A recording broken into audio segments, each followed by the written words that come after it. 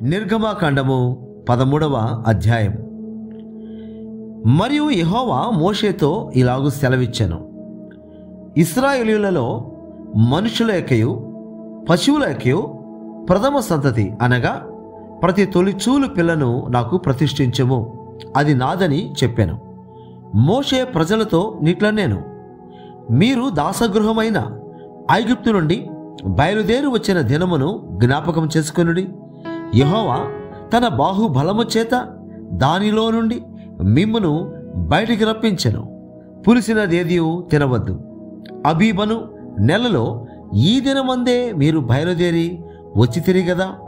యెహోవా నీకిచ్చెదనని నీ పితరులతో ప్రమాణము చేసినట్లు కనానీయులకు, హిత్తీయులకు, అమోరీయులకు, హివ్యులకు, యెబూసీయులకు నివాస స్థానమయుండు పాలు తేనెలు ప్రవహించు దేశమునకు నిన్ను రప్పించిన తర్వాత నీవు ఈ ఆచారమును ఈ నెలలోనే జరుపుకొనవలెను.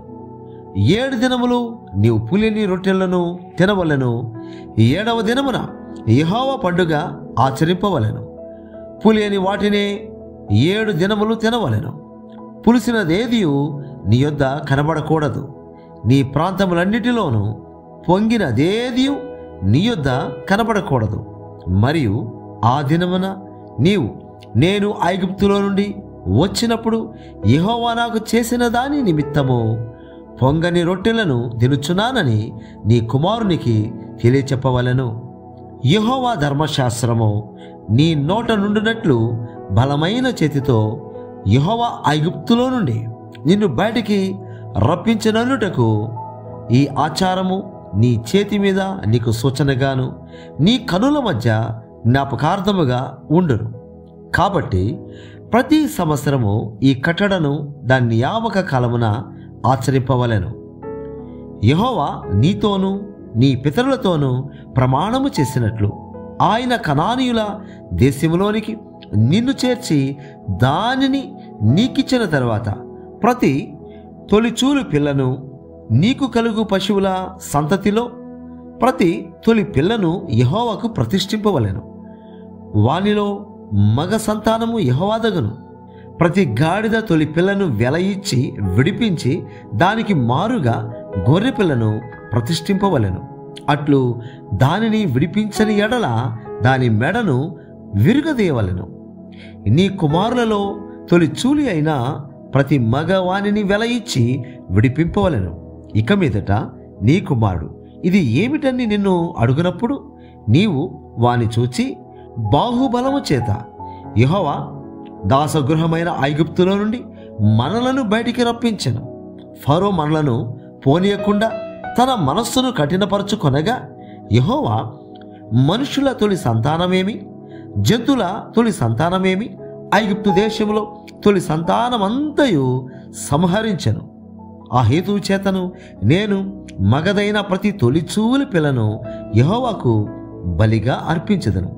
అయితే నా కుమారులలో ప్రతి తొలి సంతానము వెల ఇచ్చి విడిపించుదనని చెప్పవలెను.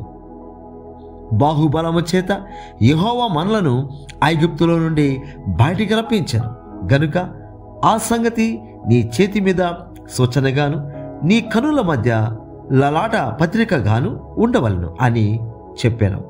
మరియు ఫరో ప్రజలను పోనీయగా దేవుడు ఈ ప్రజలు యుద్ధము చూచినప్పుడు వారు పశ్చాత్తపడి ఐగుప్తుకు తిరుగుదురేమో అనుకొని ఫిలిష్తీయుల దేశము సమీపమైనను ఆ మార్గమున వారిని నడిపింపలేదు. అయితే దేవుడు ప్రజలను చుట్టూదారియగు ఎర్ర సముద్రపు అరణ్య మార్గమున నడిపించెను.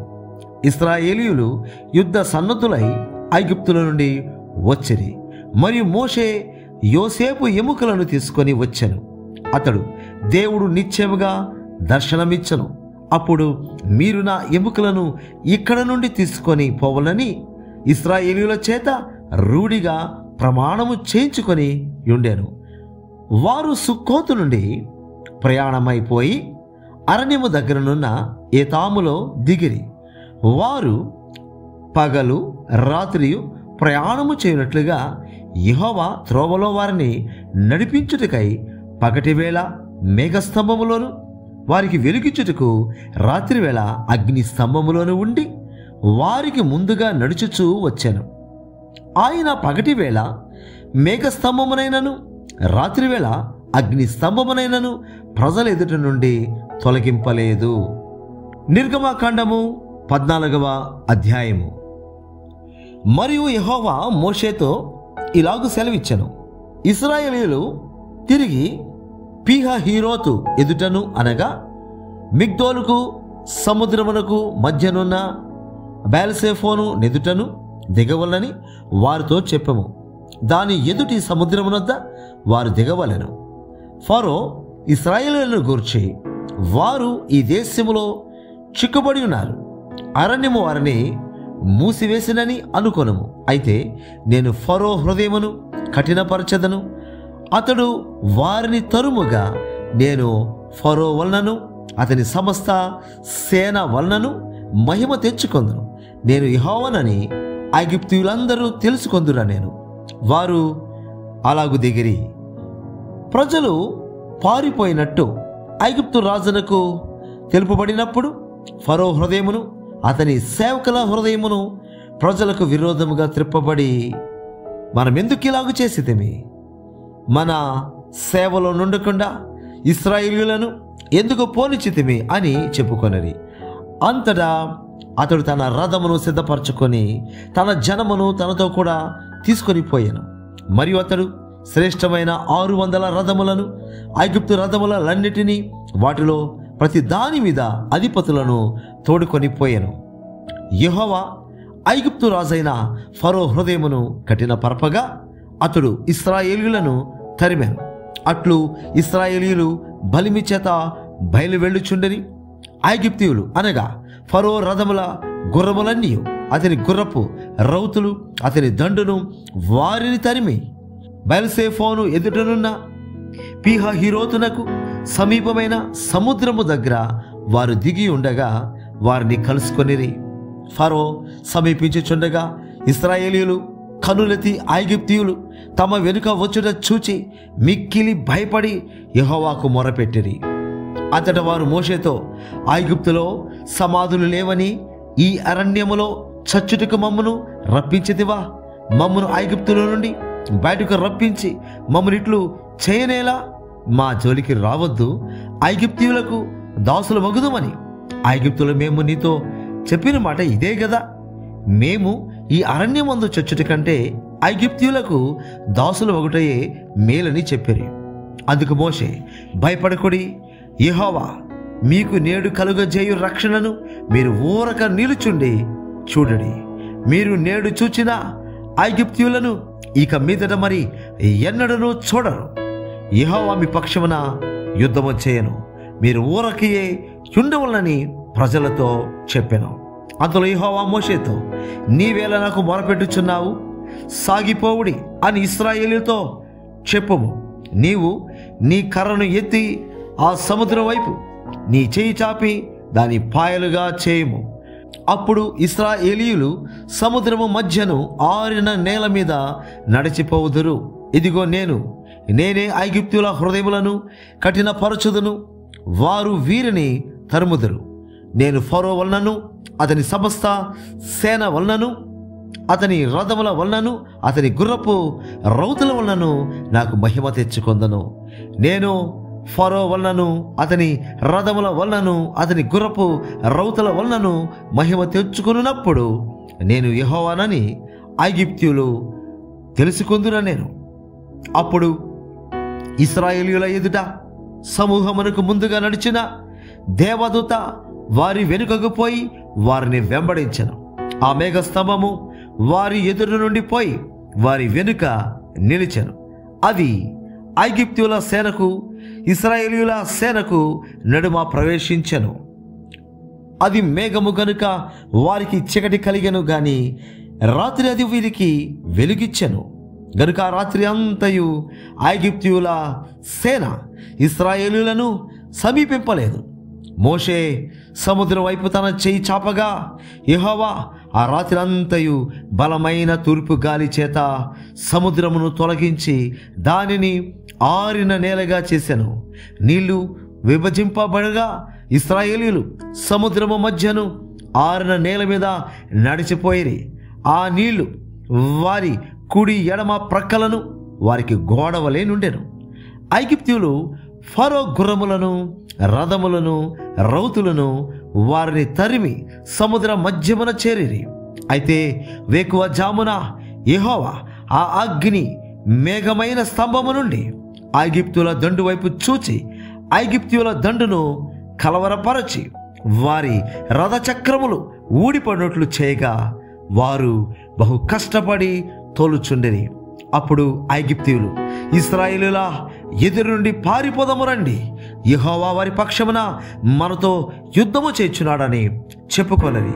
అంతలో యెహోవా మోషేతో, ఐగుప్తుల మీదికిని వారి రథముల మీదికిని వారి రౌతుల మీదికిని నీళ్ళు తిరిగి వచ్చినట్లు సముద్రం మీద నీ చేయి చాపుమనెను. మోషే సముద్రం మీద తన చేయి చాపగా ప్రొద్దు పొడిచినప్పుడు సముద్రము అధిక బలముతో తిరిగి పొర్లేను గనుక ఐగుప్తీయులు అది చూచి వెనుకకు పారిపోయి. అప్పుడు యెహోవా సముద్రము మధ్యను ఐగుప్తీయులను నాశనము చేశాను. నీళ్లు తిరిగి వచ్చి ఆ రథములను రౌతులను వారి వెనుక సముద్రంలోనికి వచ్చిన ఫరో యొక్క సర్వసేనను కప్పివేశాను. వారిలో ఒక్కడైనను మిగిలి ఉండలేదు. అయితే ఇశ్రాయేలీయులు ఆరిన నేలను సముద్రము మధ్యనున్నప్పుడు ఆ నీళ్లు వారి కుడి ఎడమ ప్రక్కలను గోడవలే నుండెను. ఆ దినమున యెహోవా ఐగుప్తుల చేతుల నుండి ఇశ్రాయేలీయులను రక్షించను. ఇశ్రాయేలీయులు చచ్చిన ఐగుప్తీయులను సముద్ర తీరమున చూచిరి. యెహోవా ఐగుప్తీయులకు చేసిన గొప్ప కార్యమును ఇశ్రాయేలీయులు చూచిరి గనుక ఆ ప్రజలు యెహోవాకు భయపడి యెహోవా యందును ఆయన సేవకుడైన మోషే యందును నమ్మిక ఉంచిరి. నిర్గమకాండము 15వ అధ్యాయము. అప్పుడు మోషేయు ఇశ్రాయేలీయులను యెహోవాను గూర్చి ఈ కీర్తన పాడిరి. యెహోవాను గూర్చి గానము చేసేదను, ఆయన మిగుల అతిశయించి జయించెను. గుర్రమును దాని రౌతును ఆయన సముద్రములో పడద్రోసెను. యెహోవాయే నా బలము నా గానము, ఆయన నాకు రక్షణయు ఆయను. ఆయన నా దేవుడు, ఆయనను వర్ణించెదను. ఆయన నా పితరుల దేవుడు, ఆయన మహిమ నుతించెదను. యెహోవా యుద్ధశూరుడు, యెహోవా అని ఆయనకు పేరు. ఆయన ఫరో రథములను అతని సేనను సముద్రంలో పడద్రోసెను. అతని అధిపతులలో శ్రేష్ఠులు ఎర్ర సముద్రములో మునిగిపోయి అగాధ జలములు వారిని కప్పెను. వారు రాతివలే అడుగంటిపోయిరి. యెహోవా నీ దక్షిణ హస్తము బలమొంది అతిశయించెను. యెహోవా నీ దక్షిణ హస్తము శత్రుని చితకగొట్టును. నీ మీదికి లేచువారిని నీ మహిమాతిశయము వలన అణచివేయదు. నీ కోపాగ్నిని రొగల చేయదు, అది వారిని చెత్తవలె దహించును. నీ నాసికారంధ్రముల ఊపిరి వలన నీళ్లు రాశిగా కూర్చబడెను, ప్రవాహములు కుప్పగా నిలిచెను. అగాధ జలములు సముద్రం మధ్య గడ్డకట్టెను. తరిమేదను, కలుసుకొనేదను, దోపుడు సొమ్ము పంచుకొనేదను. వాటి వలన నా ఆశ తీర్చుకొనేదను. నా కత్తి దూసెదను, నా చెయ్యి వారిని నాశనము చేయునని శత్రువు అనుకొనెను. నీవు నీ గాలిని విసరజేసేదివి, సముద్రము వారిని కప్పెను. వారు మహా అగాధమైన నీళ్లలో సీసము వలె మునిగిరి. యెహోవా వేల్పులలో నీ వంటి వాడెవడు? పరిశుద్ధతను బట్టి నీవు మహనీయుడవు, స్తుతి కీర్తనలను బట్టి పూజ్యుడు. అద్భుతములు చేయవాడవు, నీ వంటి వాడెవడు? నీ దక్షిణ హస్తమును చాపితివి, భూమి వారిని మృంగివేశను. నీవు విమోచించని ప్రజలను నీ కృపచేత తోడుకొని పోతివి. నీ బలము చేత వారిని నీ పరిశుద్ధాలయమునకు నడిపించితివి. జనములు విని దిగులు పడును, ఫిలిస్తీయ నివాసులకు వేదన కలుగును. ఎదోము నాయకులు కలవరపడుదురు, మోయాబు బలిష్ఠులకు వణుకు పుట్టును. కనాను నివాసులందరూ దిగులొంది కరిగిపోదురు. భయము, అధిక భయము వారికి కలుగును. యెహోవా నీ ప్రజలు అద్దరికి చేరు వరకు, నీవు సంపాదించిన ఈ ప్రజలు అద్దరికి చేరు వరకు నీ బాహుబలము చేత పగవారు రాతి వలె కదలకుందురు. నీవు నీ ప్రజను తోడుకొని వచ్చేదవు.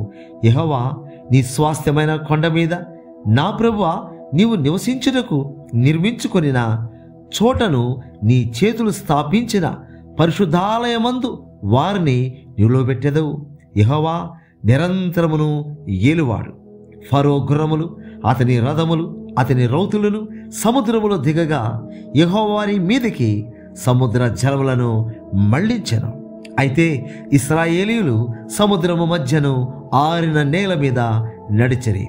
మరియు అహరోను సహోదరియు ప్రవక్తయునగు మిర్యాము తంబురను చేతపట్టుకొనెను.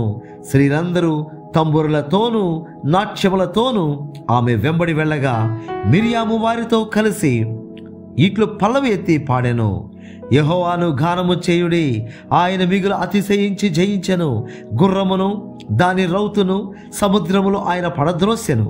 మోషే ఎర్ర సముద్రము నుండి జనులను సాగచేయగా వారు షూరు అరణ్యములోనికి వెళ్ళి దానిలో 3 దినములు నడిచిరి. అచ్చట వారికి నీళ్లు దొరకలేదు. అంతలో వారు మారాకు చేరిరి. మారా నీళ్లు చేదైనవి గనుక వారు ఆ నీళ్లు త్రాగలేకపోయిరి. అందువలన దానికి మారా అని పేరు కలిగెను. ప్రజలు మేమేమి త్రాగుదామని మోషే మీద సడుగు కొనగా అతడు యెహోవాకు మొరపెట్టెను. అంతటా యెహోవా అతనికి ఒక చెట్టును చూపెను. అది ఆ నీళ్లలో వేసిన తర్వాత నీళ్లు మధురములాయెను. అక్కడ ఆయన వారికి కట్టడను విధిని నిర్ణయించి అక్కడ వారిని పరీక్షించి మీ దేవుడైన యెహోవా వాక్కును శ్రద్ధగా విని ఆయన దృష్టికి న్యాయమైనది చేసి ఆయన ఆజ్ఞలకు విధేయులై ఆయన కట్టడలన్నిటినీ అనుసరించి నడిచిన ఎడల నేను ఐగుప్తులకు కలుగజేసిన రోగములలో ఏదియు మీకు రానియను. నిన్ను స్వస్థపరచు యెహోవాను నేనే అనెను. తరువాత వారు ఏలీమునకు వచ్చిరి. అక్కడ 12 నీటి బొగ్గలను 70 ఈత చెట్లను ఉండెను. వారు అక్కడనే ఆ నీళ్ల యొద్ద దిగిరి.